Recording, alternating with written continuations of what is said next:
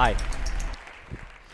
I'm going to talk to you about this amazing, truly amazing new technology that is poised to turn the world of money, payments, and finance on its head.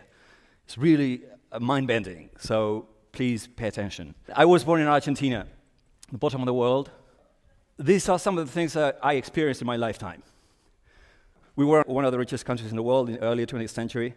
In 1989, when I was in senior in college, the inflation rate reached 12,000 in a year. In 2001, there was another crisis. People started distrusting the currency and withdrawing, converting pesos to dollars and taking them out of the banks because they saw that the inflation was going to eat all the value, right? That crisis ended with the resignation of the president, a succession crisis, 6 presidents in a row, and the largest sovereign debt default in history. That happened in my country. And the reason I'm in the United States is because of that. This is the way we live in many countries in the world today. It's not that it just happens to some countries.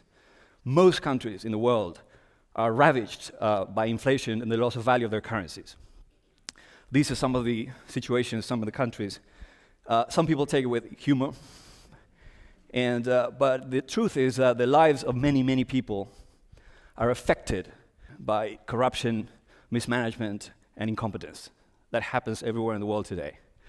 At the risk of stating the obvious, poverty is incredible in the world. And many, many billions of people, over 1 billion people live in extreme poverty today. And the reason is that the current financial paradigm is tilted in the favor of the gray countries there, right? The green areas are the places where there's no banking infrastructure, no infrastructure altogether, right? Roads, electricity, payment systems, ATMs. If money doesn't flow, life doesn't flow. And therefore, these countries at the bottom, those green countries, they all rely on remittances. Money remittances are the lifeline for billions of people today. And people like us come to the north, work, and send money back to our families and support them. The flows are growing, keep growing. This is a situation that should stop, right? We should have, every country should develop itself and not have to rely on external help, right? That's what really makes a dignified life. The problem with the remittances is that they're very high cost, very high, especially for the least privileged and least developed countries. In Africa, for example, these are the cost of sending money within Africa. 23% of the money sent is taken out as a fee paid by the sender. So less money reaches its destination. But there's good news. The World Bank estimated that if 5 percentage points were reduced from the fees, 16 billion, additional billion, would reach the destination countries. Imagine the impact that money could have in the economies, right? That money could help build community. It's $16 billion every year could reach the destination countries. So why am I talking about this? Because this new technology can help with all of these things. And another thing that is interesting is that we heard about the penetration of mobile and the internet access in the world, is look at these staggering numbers, the growth numbers of the internet in the world. People are having access to the global economy, theoretically at least, for the first time ever through mobile and the internet. But the reality is that they have access to connectivity, devices, Facebook, distractions, but it doesn't really help them in their development, in their life, right? So I want to ask you to please imagine if, for the first case, if there was a way for the happy Zimbabwean guy at the beginning to protect the value of the hard-earned cash that he has in an alternative and an option, store it elsewhere. Imagine in the second case, if a mother were able to receive $2 additional from his son in London. $2 is probably more than she can make in a month. And imagine if there were a merchant anywhere in the world, and I know many of those, that could collect payments from anywhere in the world via a mobile phone. That is possible today. And I know it's going to sound like a pitch, like a sales pitch, but I'm not representing a brand. I'm just excited to introduce to you a technology that I truly believe is going to be life-altering for millions. Bitcoin is not only money, currency. You've heard it related to crime, Silk Road, and all these things in the news. But Bitcoin is, I like to summarize it as three things. One is digital payments, a digital payments system. Second is digital money, or currency. And three, most importantly to me, is digital platform that allows for many other innovations that we'll explain in a few minutes. So those three things are amazing in themselves because they're all into one.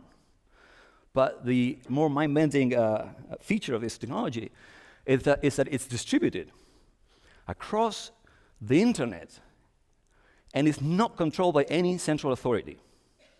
It's controlled by itself, by very complex mathematical formulas in itself.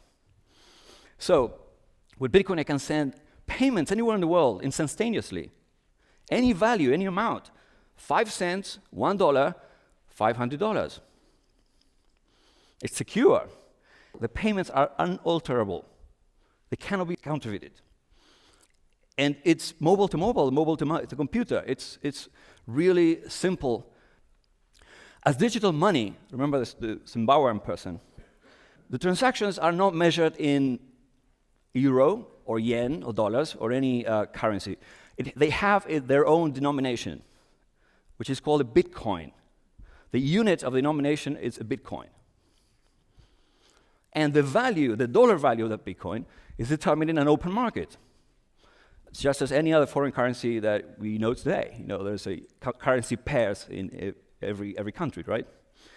So, and it's counterfeit-proof, and there's no inflation because the rate of growth of the Bitcoins in circulation and the total are capped, are predetermined by the technology itself.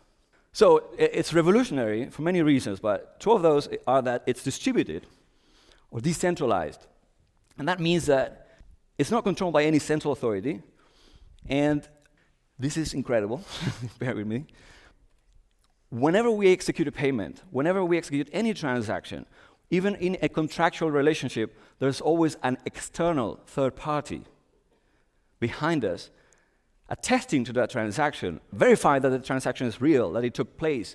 Someone is a custodian of the contracts or the agreements, right? In this technology, there's no central authority because all those rules, all the enforcement and accountability of any relationship is handled by mathematics. That's why they're called math-based currencies or math-based trust. Trust is enforced by the mathematics behind it. It's amazing. And another reason why it's revolutionary is that the identity, every time we make a payment, we give our identity. Every single time we make a payment with a credit card or a debit card, we're transmitting our own personal information with that transmission. With this technology, that is separated. The payment goes one way, and the identity stays behind. So it is very beneficial for consumers because you're not exposing your personal identification information. And the merchants don't receive information that could hold us accountable for loss or theft, right? And the most important thing is that all of the technology is payments today or finance today, but in the future it could be many more things because there are applications beyond this protocol, this platform. It's like TCP, IP, which is the network, hidden network, on top of which the World Wide Web and email work, right? This is a technology, an emerging technology, on top of which other functionalities and applications will be built. For example, voting, the vote is going to reach the destination and it's never going to be altered. And fundamentally, it could unearth all of the hidden value in the underground economies. The mystery of capital that Hernando de Soto and many others have studied, System D. These people could underwrite, could get credit for the first time by being able to securitize an asset that they have and is hidden somewhere in that economy. There's a huge ecosystem being formed today, a groundswell of innovators, entrepreneurs, intellectuals. These are some of them. Of course, this technology has a lot of challenges. It has regulation, transparency, speculation, security, disruption of the status quo. Is this going to change the world? Could it change the world? We talked about Facebook, about connectivity. I think that the internet has enabled us to connect each other amazingly. But we have a debt. A debt is all of those dark shadows in the middle that have not been connected yet. And I truly believe that this technology is revolutionary. It can help us really change the world. Thank you.